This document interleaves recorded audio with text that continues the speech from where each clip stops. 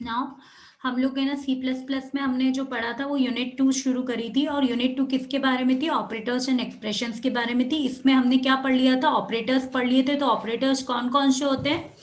तो ऑपरेटर्स, जैसे हमने दो चीज पढ़ी, जैसे ए प्लस बी करना है तो प्लस तो क्या हो गया? ऑपरेटर। ऑपरेटर मानी जो कार्य हो रहा है, तो क्या कार्य हो रहा है? तो कार्य हो रहा है प्लस का, एडिशन का। और दो ये ए और बी क्या हो गए? ये हो गए ऑपरेंड, जिन पर कार्य हो रहा है। तो ए और बी क्या हो गए अपने? Operand, OPERAND। ऑपरेंड वो होते हैं जिन पे कार्य होता है। ठीक है, तो दो चीजें होती है, एक होता है ऑपरेटर। ऑपरेटर माने होता है जो कार्य हो रहा है, and the another one is operand. Operand माने होता है जिस पर कार्य हो जिस पर कार्य हो रहा है। तो ऑपरेटर और ऑपरेंड दो चीजें पढ़ी थी हमने। अब उसमें क्या होते हैं? कुछ होते हैं हमारे बाइनरी ऑपरेटर होते हैं, ठीक है। कुछ होते हैं यूनरी ऑपरेटर। बाइनरी ऑपरेटर वो होते हैं जो दो संख्याओं पे लगते हैं, जैसे प्लस है, माइनस, मल्टीप्लीकेशन, ये हमेशा दो संख्याओं पे रखते हैं। यूनरी ऑपरेटर जैसे मैंने लिख दिया ए प्लस प्लस, तो ये क्या हो गया? यूनरी ऑपरेटर हो गया। क्यों? क्योंकि ये एक ही संख्या पे लग रहा है, और वो कौन सी है? एक ही ऑपरेंड पे लग रहा है, और वो ऑपरेंड कौन है? ए है ना। तो बाइनरी एंड यूनरी ऑपरेटर्स के बारे में हमने पढ़ा था। और हमने ये टर्नरी ऑपरेटर पढ़ा था। टर्नरी एक तरह का कंडीशनल ऑपरेटर होता है। हमने ये भी देखा था कि A10 है, ठीक है, लेट से, और B20 है। तो अगर मेरे को इस पे टर्नरी ऑपरेटर लगाना है, टर्नरी ऑपरेटर मैंने एक कंडीशन चेक करी, A is greater than B, question mark A colon B, ये होता है टर्नरी ऑपरेटर का सिंटेक्स। अगर ट्रू होगा तो ये प्रिंट होगा। तो ये कब प्रिंट होगा? जब कंडीशन ट्रू होगी। अदरवाइज अगर कंडीशन फॉल्स होगी तो कौन प्रिंट होगा? ये प्रिंट होगा। तो हम देखते हैं यहाँ पे कि A क्या है। तो A तो हमारे पास है 10, और B क्या है? 20 है। तो क्या 10 ग्रेटर देन 20 है? तो ये कंडीशन क्या है? ये कंडीशन फॉल्स है, दिस इज नॉट ट्रू। तो जब भी फॉल्स होती है तो पीछे वाला प्रिंट होएगा। तो कौन प्रिंट होएगा? बी, यानी 20 आउटपुट में प्रिंट होएगा। तो ये क्या हो गया? टर्नरी ऑपरेटर हो गया, जिसके बारे में हमने पढ़ा था। नेक्स्ट हमने देखा था precedence of operator. Precedence of operator मैंने तुमको रिलेट करा था, जो तुम लोग पढ़ते जाते हो, तुम्हारी मैथमेटिक्स है। मैथमेटिक्स में भी अगर तुम पढ़ते हो तो तुम हमेशा अगर कैलकुलेशन करते हो तो वो किसको फॉलो करते हो? BODMAS. It means that सबसे पहले ब्रैकेट सॉल्व होता है, then of, then division, multiplication, addition and subtraction. तो सबसे ज्यादा प्रायोरिटी किसकी होती है? ब्रैकेट की होती है। इन द सेम वे यहाँ पे भी जो सबसे ज्यादा प्रायोरिटी होती है वो किसकी होती है? ब्रैकेट की होती है। फिर यूनरी ऑपरेटर, मल्टीप्लिकेटिव ऑपरेटर, तो ये सब प्रायोरिटीज इनके हिसाब से क्या होती है? डिसाइड होती रहती है। ठीक है, तो ये चीजें हमने पढ़ी थी इसमें, प्रेसिडेंस ऑफ ऑपरेटर की बारी। ना आज जो हम पढ़ने वाले वो पढ़ने वाले स्कोप रिजोल्यूशन ऑपरेटर। अब स्कोप रिजोल्यूशन ऑपरेटर से पहले मैं तुम लोगों को बताना चाहूंगी, दो तरह के वेरिएबल होते हैं, एक होते हैं लोकल वेरिएबल, एक होते हैं ग्लोबल वेरिएबल। ठीक है ना, ग्लोबल और लोकल में अंतर क्या होता है? What is global variable and what is local variable? सबसे पहली बात तो हम इसको एक प्रोग्राम से देखते हैं।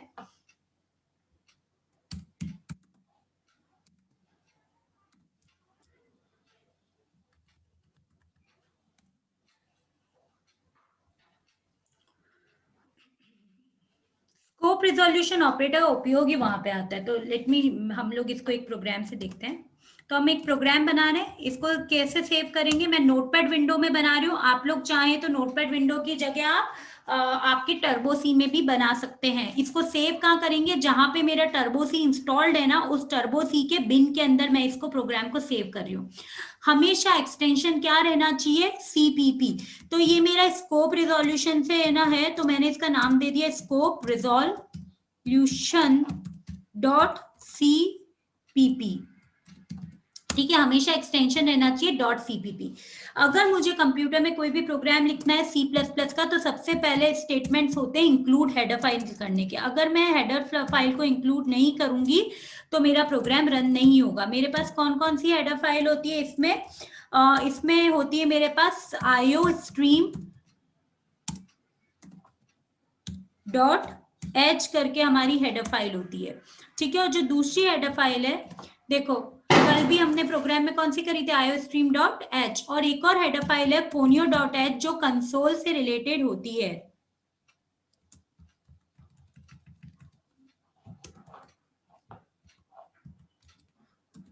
ponyo.h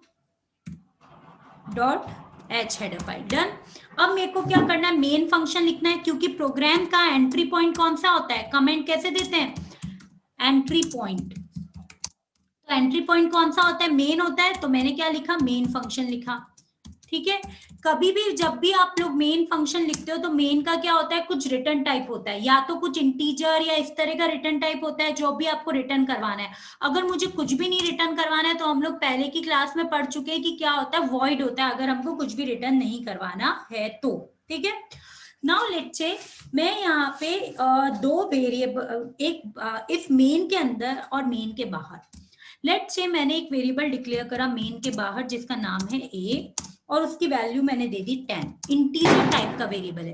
किस टाइप का वेरिएबल है, इंटीजर टाइप का वेरिएबल है जिसका नाम है ए और उसकी वैल्यू मैंने दे दी 10। ठीक है, तो डेटा टाइप मतलब इस लाइन का मतलब क्या हुआ, इस लाइन का मतलब हुआ कि मेमोरी में एक ब्लॉक बनेगा।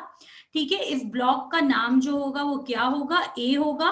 क्यों, क्योंकि इधर हमने ए दे रखा, और ये इंटीजर टाइप का यानी कितने बाइट्स का होगा, 2 बाइट्स का होगा। Am I correct by saying this, ये बात सही है कि अगर इंटीजर टाइप का ब्लॉक है तो वो कितने बाइट्स का होगा, 2 बाइट्स का होगा, और इसके अंदर की जो वैल्यू होगी वो क्या होगी, 10 होगी, यानी इसके अंदर जो वैल्यू होगी वो क्या होगी, 10 होगी। यानी कि मेमोरी के अंदर एक हमने इंटीजर टाइप का एक ब्लॉक बनाया, तो इस स्टेटमेंट का मतलब सिंपल सा अगर मैं करूं तो ये होता है। डन। नाउ नेक्स्ट, अब हमने क्या किया, इस मेन के अंदर देखो, ये हमने मेन डिक्लेयर करा because main is entry point. Main के अंदर हमने क्या करा, एक और वेरिएबल बनाया जिसका नाम हमने ए दे दिया, और इसके अंदर जो संख्या दे दी वो दे दी हमने 20। नाउ इस स्टेटमेंट का मतलब भी क्या हुआ, इस स्टेटमेंट का मतलब भी यही हुआ कि एक ब्लॉक बना मेमोरी के अंदर, उसका नाम क्या है, ए है। इस ब्लॉक का नाम भी क्या है, ए है। किस टाइप का, इंटीजर टाइप का, माने कितने बाइट्स का है, 2 बाइट्स का है। ठीक है, और ये इसके अंदर की जो वैल्यू है वो कितनी है, 20 है। ठीक है, और ये किस स्टेटमेंट से आया है, इस स्टेटमेंट से आया है। नाउ मेरा तुम लोगों से क्वेश्चन है कि ये दोनों जगह पे जो वैल्यूज हैं वो क्या है, ए है, दोनों के वेरिएबल नाम ए हैं, तो अब इन दोनों में कोई अंतर है कि नहीं है, पहला question. Guys come on tell me, इन दोनों में कोई अंतर है कि नहीं है, या ये दोनों सेम है। एनीवन, आरती, अंजलि, ब्यूटी, गिरीश, मनीष, एनीवन, ये दोनों वेरिएबल, 2 वेरिएबल बने, दोनों का नाम ए है, एक की वैल्यू 10 है, एक की वैल्यू 20 है, क्या दोनों में कोई अंतर है? हाँ मैम है ना। क्या अंतर है बेटा? एक तो क्या एकदम वॉइड मैन के ऊपर है और एक वॉइड मैन के नीचे है। तो उससे क्या अंतर होता है? तो एक मेन के अंदर आ रहा है तो उसका कुछ वैल्यू अलग ही होगा। देखो, इनका अंतर ये होता है, जब भी कोई वेरिएबल्स वॉइड मेन के ऊपर डिक्लेयर होते हैं वो वेरिएबल कहलाते हैं ग्लोबल वेरिएबल। क्या कहलाते हैं वो? Global global variable. Global variable वो वेरिएबल होते हैं जिनका स्कोप पूरे प्रोग्राम में होता है, तो देयर स्कोप इज, एक सेकेंड होल्ड कर। नाउ ग्लोबल वेरिएबल यानी there scope is throughout the program, जिनका स्कोप पूरे प्रोग्राम में रहता है। तो क्या होता है, ये ग्लोबल वेरिएबल्स वो वेरिएबल्स होते हैं जिनका स्कोप पूरे प्रोग्राम में रहता है। पूरे प्रोग्राम यानी कि पूरे लास्ट तक जो रहेगा, उत्तर तक रहेगा। और जो भी मेन के अंदर होते हैं वो किसका वेरिएबल है, ये है लोकल वेरिएबल। लोकल वेरिएबल का स्कोप कहां तक रहता है, जिस ब्लॉक के अंदर वो रहता है वहीं तक उसका क्या रहता है, स्कोप। तो local variable scope remains till the block it is available. जिस ब्लॉक तक वो अवेलेबल होगा वहीं तक उसका स्कोप रहेगा, उसके बाहर उसका स्कोप नहीं रहेगा। माने क्या हुआ कि ग्लोबल वेरिएबल तुम अगर देखोगे ना तो यहां से तुम इस वेरिएबल को कहीं पे भी कॉल करोगे, ये कहीं पे भी कॉल होगा। पर अगर इस वेरिएबल को तुम मेन के बाहर कॉल करने की कोशिश करोगे तो ये कभी भी कॉल नहीं होगा। ये होता है लोकल और ग्लोबल में अंतर। आया समझ में? आया गाइस? इतना क्लियर? मैम एक बार फिर से समझाना। क्यों? देखो, हमारे पास 2 प्रकार के वेरिएबल होते हैं, एक होते हैं ग्लोबल, एक होते हैं लोकल। ग्लोबल वो होते हैं, एक बात सुनो, तुम लोग तुम्हारे दादा दादी के घर पे जाते हो, है ना? तो दादा दादी के कितने, let me explain it with, तुम्हारे ग्रैंडफादर ग्रैंड पेरेंट्स हैं, ठीक है। नाउ ग्रैंड पेरेंट्स के चिल्ड्रन है तुम्हारे पेरेंट, तुम्हारे अंकल, ठीक है। नाउ तुम्हारे पेरेंट्स के चिल्ड्रन हो तुम लोग, ठीक है। तो तुम लोग किसके चिल्ड्रन हो? तुम्हारे पेरेंट्स के, ठीक है। और अंकल के पेरेंट्स के जो चिल्ड्रन है वो है तुम्हारे सिबलिंग्स। डन। अब एक बात बताओ, जो ग्रैंड पेरेंट्स का हाउस होता है उसमें तुम लोग सब लोग जा सकते हो कि नहीं जा सकते हो? ग्रैंड पेरेंट के घर पे तुम लोगों का भी हक होता है और तुम्हारे सिबलिंग्स का भी हक होता है। इज इट करेक्ट और नॉट? ऐसा होता है कि नहीं होता है? बेटा तुम्हारे दादा दादी के घर पे तुम लोगों का और तुम्हारे सिबलिंग का बराबर हक होगा कि नहीं होगा? हाँ। बट नाउ टेल मी, अगर मैं तुम्हारे घर की बात करूं तो तुम्हारे घर पे किसका हक ज्यादा होगा? तुम्हारे घर पे तुम्हारा हक ज्यादा होगा और तुम्हारे सिबलिंग्स के घर पे तुम्हारे अंकल का हक ज्यादा, अंकल के घर पे तुम्हारे सिबलिंग्स का हक ज्यादा होगा। तो यानी कि यहां तक का जो स्कोप है ना, ये तो है लोकल, और ये जो है ना ये ग्रैंड पेरेंट, ये क्या है? ग्लोबल, जिन पे हमारे अंकल का और हमारा दोनों का हक क्या है? बराबर है। और हमारे पेरेंट्स के घर क्या है? लोकल है, जिन पे हमारा जो हक है वो ज्यादा है हमारे अंकल के बच्चों से। बोलो, आया समझ में? Is it clear? Tell me, इतना समझ में आया? आगे।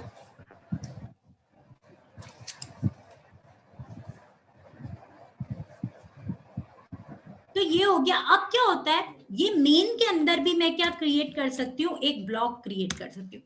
तो कोई भी चीज कर्ली ब्रेसेस के अंदर लिखी जाती है तो उसको क्या बोलते हैं? Local block. Local block of main function. कौन से फंक्शन का? मेन फंक्शन का एक लोकल ब्लॉक है। अब जो भी वेरिएबल इस ब्लॉक के अंदर डिक्लेयर होता है, लेट्स से मैंने इस ब्लॉक के अंदर इंटीजर आई लिखा, इंटीजर आई इक्वल टू मैंने दे दिया ए, ठीक है। इंटीजर आई की संख्या मैंने क्या दे दी? ए दे दी, ठीक है। और एक और इंटीजर ए लिखा जिसकी संख्या मैंने दे दी 30। डन। तो अब इसका मतलब क्या हुआ? ये जो वेरिएबल है ना, ये दोनों इंटीजर आई और ए, ये भी अलग वेरिएबल है। यानी इस पूरे प्रोग्राम में 3 ए नाम के वेरिएबल बनेंगे। ये पहला ए नाम का वेरिएबल जो ये वाला है, ग्लोबल है। ये दूसरा ए नाम का वेरिएबल जिसके अंदर 20 है, ठीक है, सबका नाम ए है। और ये तीसरा ए नाम का वेरिएबल जिसके अंदर 30 है। तीनों का नाम क्या है? ए है, ठीक है। ये इसके अंदर 10 है जिसका नाम ए है, इसके अंदर 20 है जिसका नाम ए है, और इसके अंदर 30 है, इसका भी नाम क्या है? ए है, ठीक है। अंतर क्या है? अंतर ये है कि ये जो है ने, ये लोकल वेरिएबल है ब्लॉक के। तो ये क्या है? Local variable of block. किसके? ब्लॉक के। और ये वाला जो ए है ना, ये नीचे वाला ए, ये क्या है? ये लोकल वेरिएबल है, local variable A of block. किसका है? ब्लॉक का है। तो इसका स्कोप जो होगा ना, ये ब्लॉक में ही क्या हो जाएगा? एंड हो जाएगा। whose scope ends inside the block, जिसका स्कोप किसके अंदर खत्म हो जाएगा? ब्लॉक के अंदर खत्म हो जाएगा। यानी कि ये जो 30 की वैल्यू है ना, ये वाला 30 वैल्यू, इसका स्कोप केवल इस ब्लॉक तक रहेगा, इस ब्लॉक के बाहर नहीं रहेगा। अगर तुम सोचो कि इसका स्कोप जो 30 है, इसका स्कोप ब्लॉक के बाहर भी आएगा, नहीं।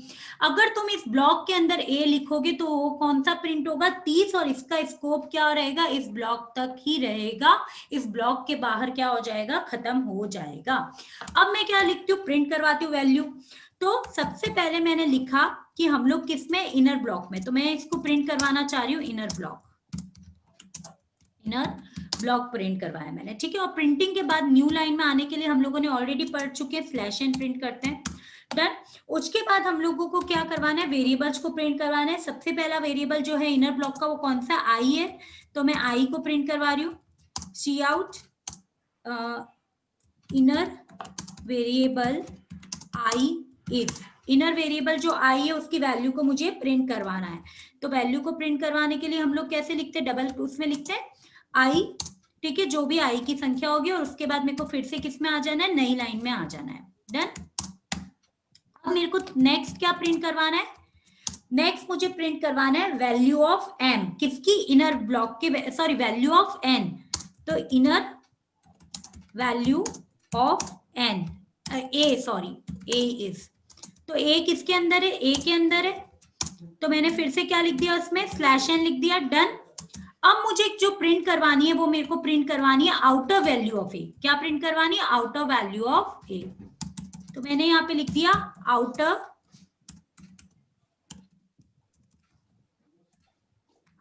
वैल्यू ऑफ ए। वो भी किसके अंदर है? ए के अंदर है। इतना मैंने अभी क्या करा, लिख दिया।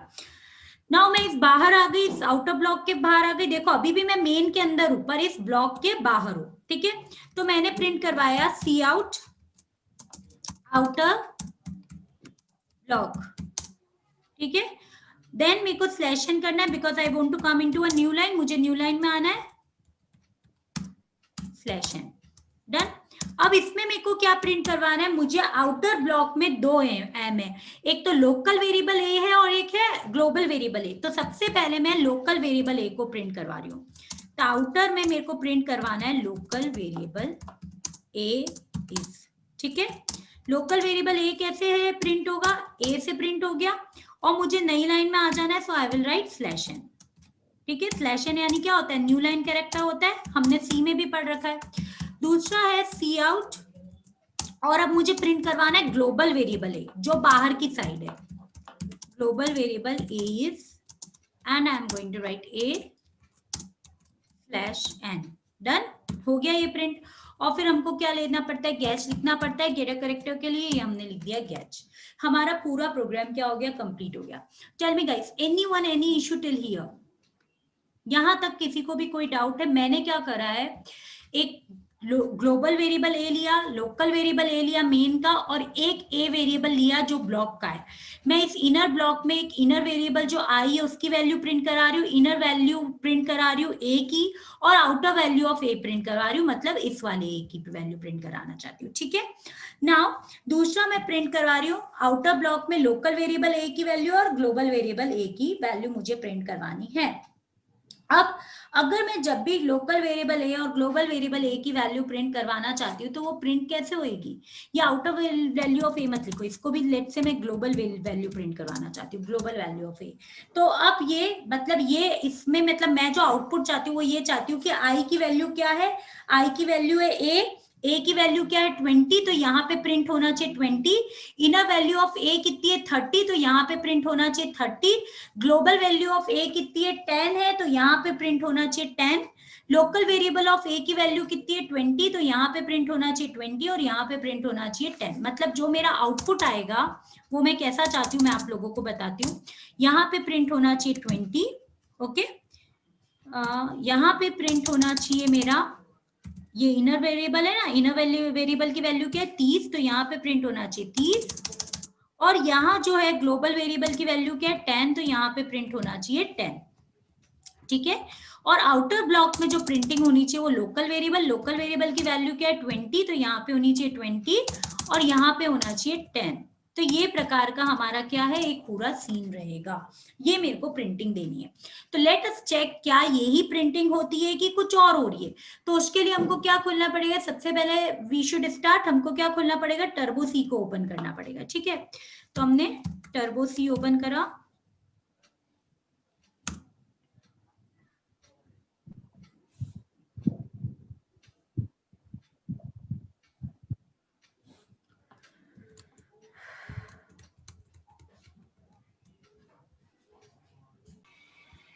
नाउ हम लोग क्या करेंगे? ओपन पे जाएंगे।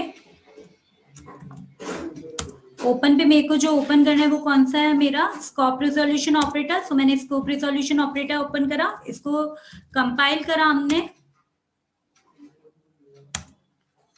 डिक्लेरेशन सिंटेक्स क्या एरर है? देखो डिक्लेरेशन सिंटेक्स एरर। क्या एरर है? डिक्लेरेशन सिंटेक्स एरर इसलिए आई है क्योंकि मैंने यहाँ पे सेमीकोलन नहीं दिया है। अनटिल एंड अनलेस मैं यहाँ पे सेमीकोलन नहीं दूंगी तो नहीं चलेगा। डन। अब मैंने इसको एग्जीक्यूट करवाया। देखो क्या आ रही है? इनर ब्लॉक की वैल्यू। अब कंपेयर करो, देखो inner block of I is 20 correct आ रही है, हमको यही चाहिए थी। तो हम लोग कंपेयर करेंगे इसको। देखो inner block of I is 20 यही चाहिए था। इनर वैल्यू ऑफ ए 30 चाहिए था। Inner value of A is 30 correct आ रहा है। ग्लोबल वेरिएबल ऑफ ए 10 की जगह 30 आ रहा है। Local variable of A is 20 और global variable of A is 20 ही आ रहा है, मतलब एक आउटपुट यहाँ पे 30 आ रहा है और यहाँ पे 20 आ रहा है, ये दो क्या आ रहा है, मिस्टेक आ रहा है। अब ऐसा क्यों हो रहा है, समझो मेरी बात। क्या होता है, एक बात बताओ, कभी भी तुम्हारे पास कोई चीज होती है तो क्या तुम तुम्हारे पेरेंट्स के पास जाते हो उस चीज को मांगने के लिए? Tell me. अगर तुम्हारे पास कोई चीज अवेलेबल है तो क्या तुम तुम्हारे पेरेंट्स के पास जाते हो उस चीज को मांगने के लिए? Tell me. गाइस, अगर तुम्हारे पास कोई चीज अवेलेबल है तो क्या तुम तुम्हारे पेरेंट्स के पास जाते हो उस चीज को मांगने के लिए?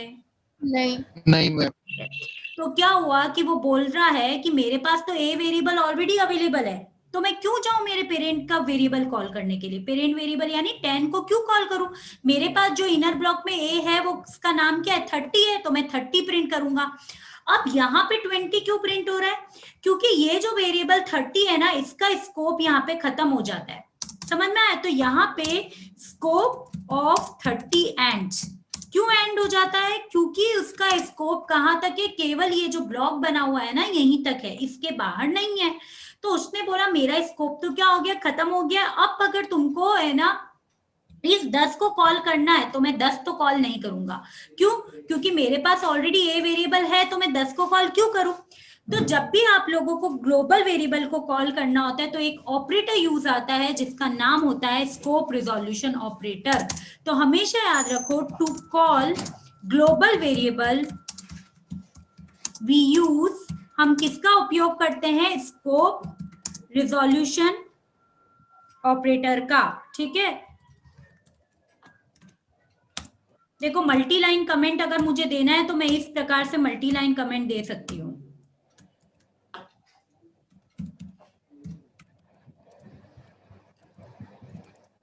ठीक है, दैट इज जो कौन सा होता है स्कोप रिजोल्यूशन ऑपरेटर, ये दो कॉलम्स जो एक साथ लगते हैं उसको बोलते हैं स्कोप रिजोल्यूशन ऑपरेटर। तो अगर मुझे इसका यूज करना है तो मैं यहाँ पे भी ग्लोबल वेरिएबल को कॉल करने के लिए किसका यूज करूंगी, स्कोप रिजोल्यूशन ऑपरेटर का। ठीक है, अब जब हम इसको रन करेंगे फिर से,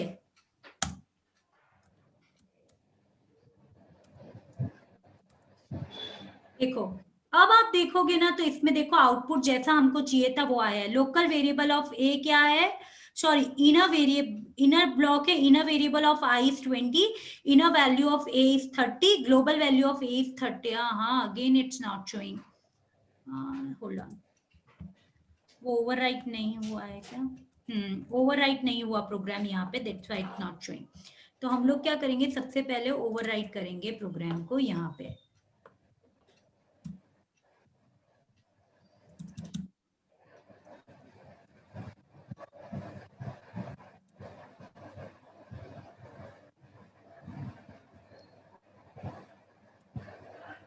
Guys, please mute yourself.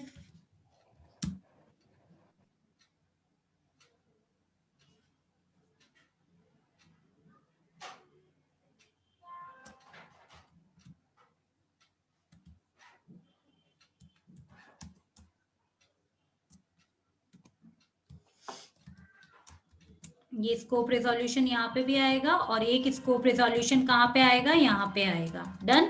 तो अब अगर हम इसको सेव करेंगे और कंपाइल करेंगे तो ये क्या होगा, रन अगर होगा तो इसको में देखो there is a change. Now देख लो, you can see this. Is it making sense? ये सबको आ रहा है समझ में या नहीं आ रहा है? हाँ मैम। ओके, यहाँ तक किसी को कोई डाउट है? नो। ओके, चलो तो अब आगे बढ़ते हैं ना।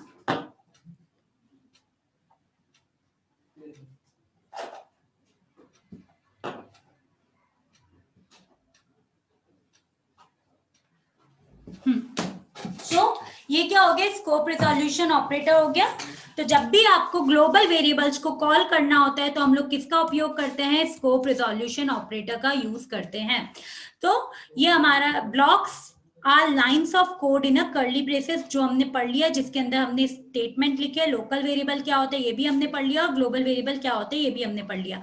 ग्लोबल वेरिएबल को यूज करने के लिए हम लोगों को उपयोग किसका करना पड़ता है, स्कोप रिजोल्यूशन ऑपरेटर का। उसका सिंटेक्स क्या होता है, ये ऑपरेटर और वेरिएबल का नेम जो हमने यहाँ पे यूज करा है। देखो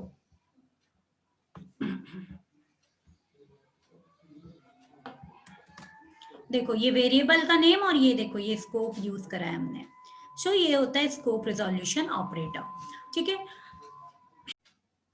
नाउ मेमोरी मैनेजमेंट ऑपरेटर क्या होता है, अपन ने ना सी में पढ़ा था कि अपन ने दो डेटा स्ट्रक्चर के टाइम पे हमने दो चीजें पढ़ी थी, वन इज मैलॉक, है ना, मेमोरी अलोकेशन, ये हमने पढ़ा था सी में कि मेमोरी को अगर अलोकेट करना होता है तो उसमें जो ऑपरेटर यूज आता है वो क्या आता है, मैलॉक यूज आता है या फिर कैलोक आता है। किसके लिए, डायनेमिकली मेमोरी को अलोकेट करने के लिए। किसमें यूज आता है, सी प्रोग्रामिंग लैंग्वेज में, मैलॉक और कैलॉक, CALLOG, ठीक है। पर यहाँ और है ना, अगर मेमोरी को फ्री करना हो तो क्या यूज आता है, फ्री यूज आता है, टू फ्री द मेमोरी, ठीक है। पर इसमें ये जो आपकी C++ है वहां पे अगर आपको मेमोरी को अलोकेट करना होता है तो कौन सा ऑपरेटर काम में आता है, न्यू ऑपरेटर काम में आता है। न्यू इज अ ऑपरेटर जो रन टाइम के समय मेमोरी को क्या करता है, एलोकेट करता है।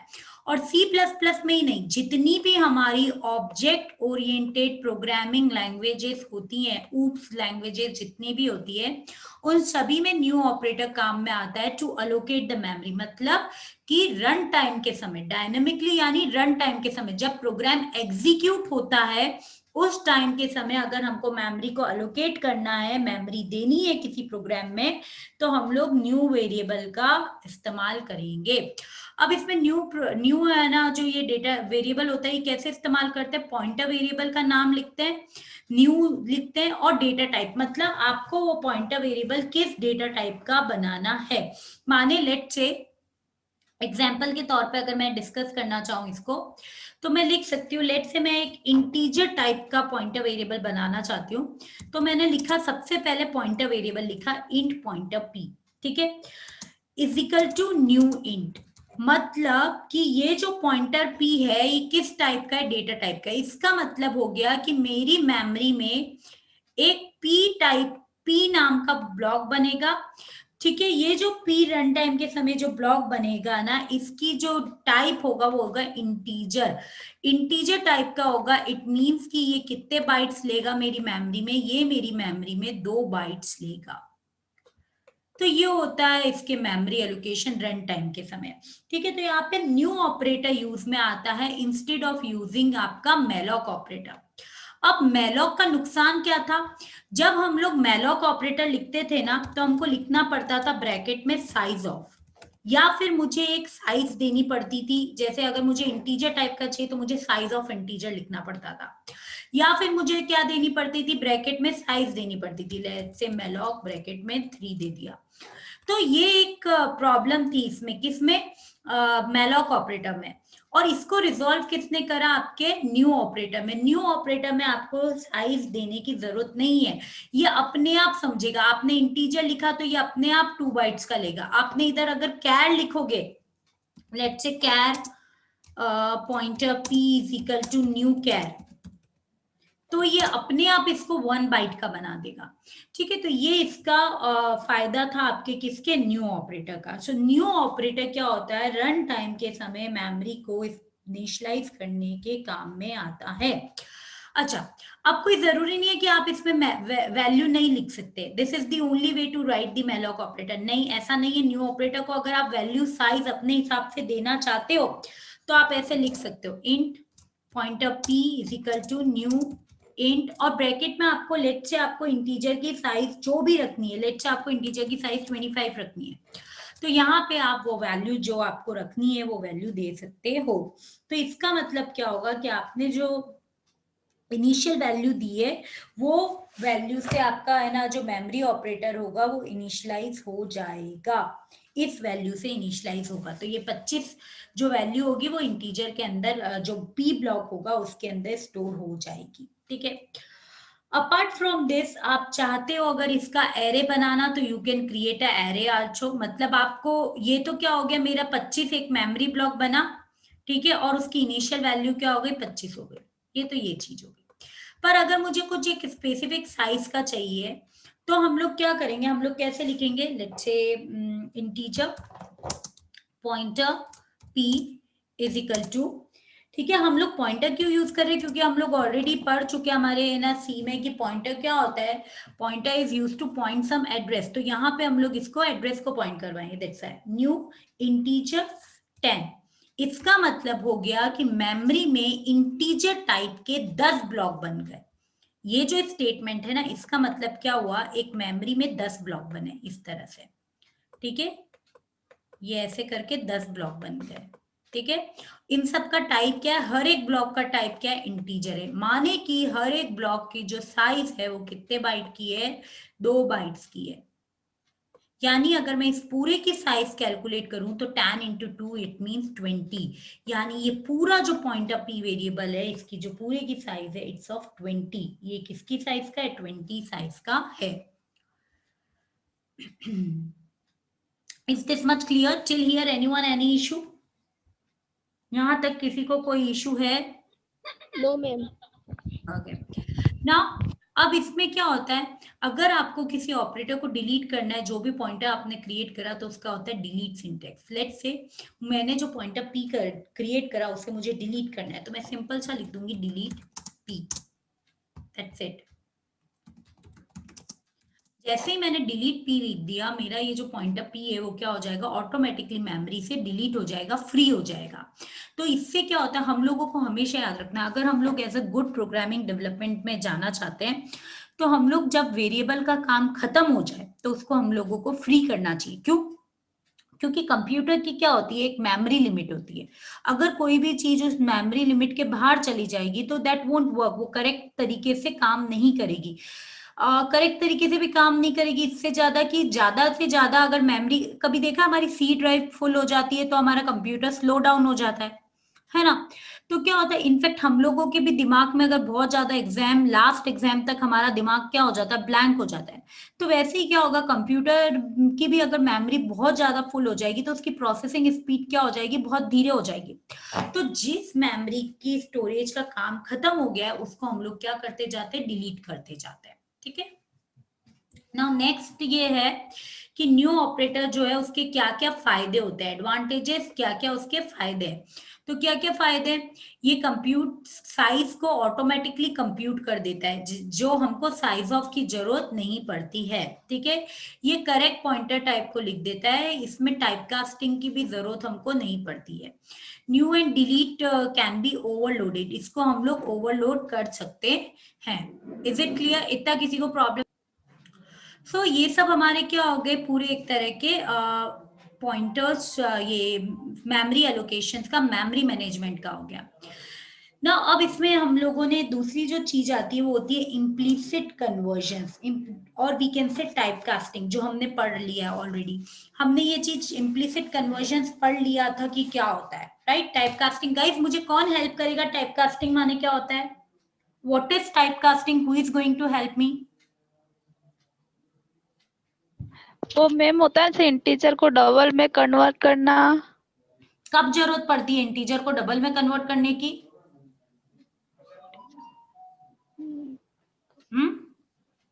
इंटीजर को डबल में कन्वर्ट करने की जरूरत कब पड़ती है ब्यूटी? नहीं नहीं नहीं मैम, डबल को इंटीजर में करते हैं। ओके, डबल को इंटीजर में कन्वर्ट करने की जरूरत कब पड़ती है? मतलब इसी को तो कहते हैं टाइप कास्टिंग। हाँ कहते हैं, but when it is needed, कब इसकी जरूरत पड़ती है, टाइप कास्टिंग करने की आवश्यकता कब होती है?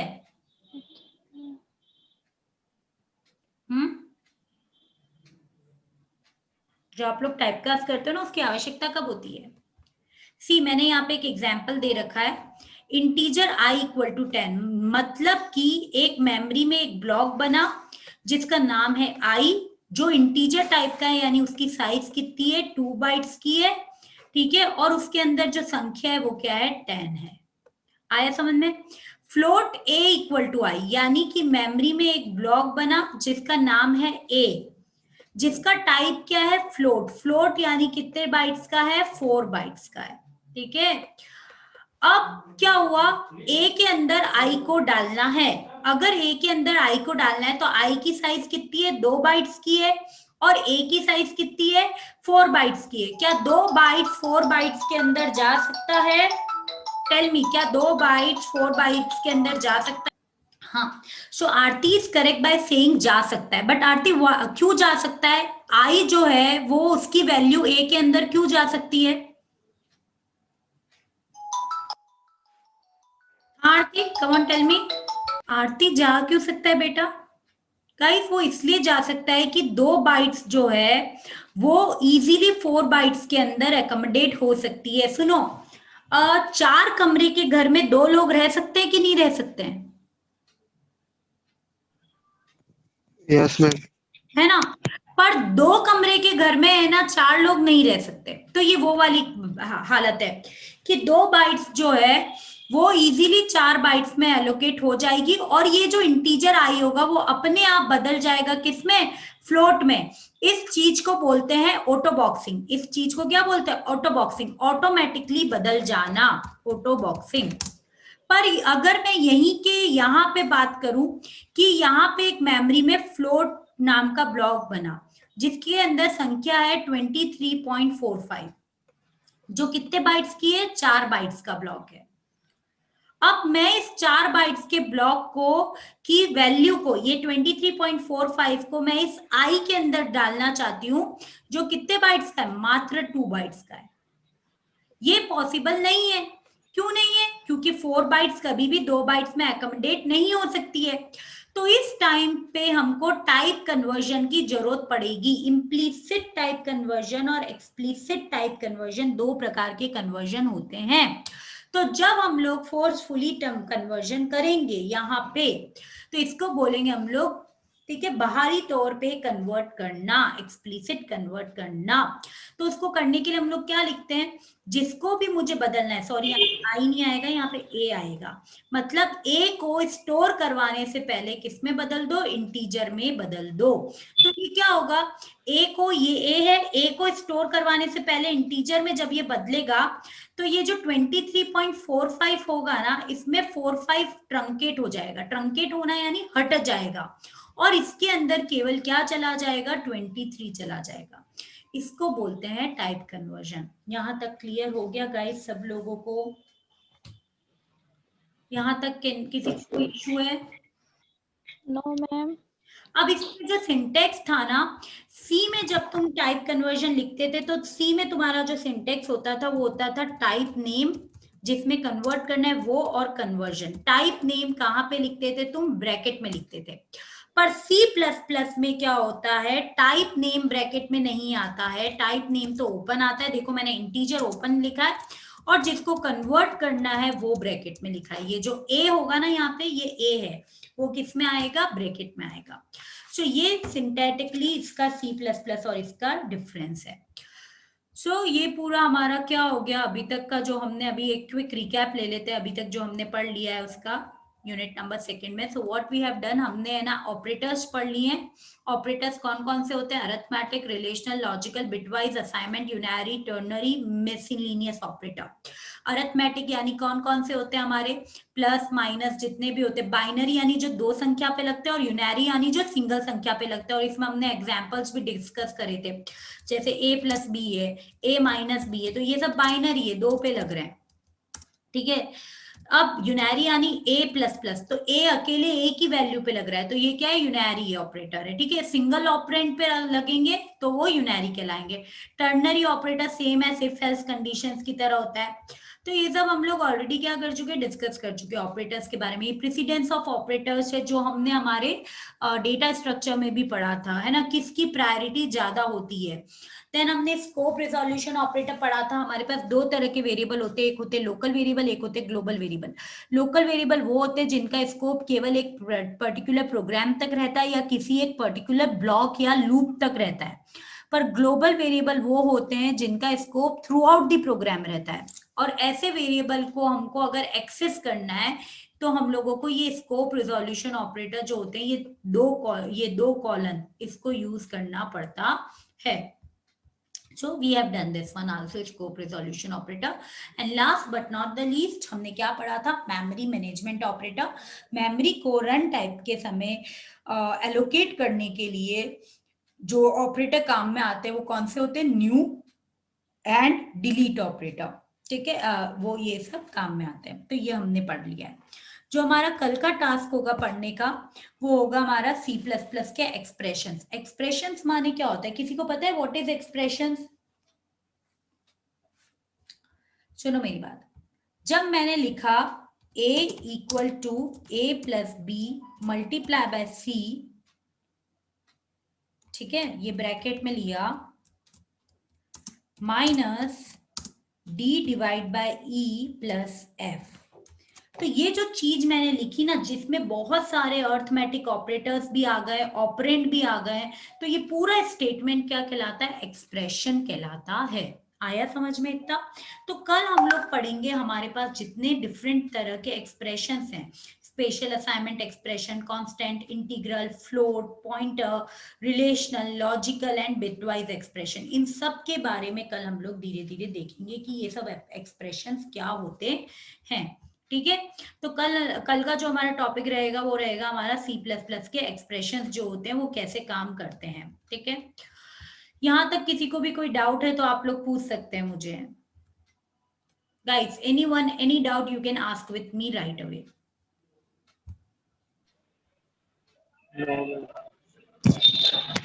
Fair enough. If you have no doubts, then that's it for the day.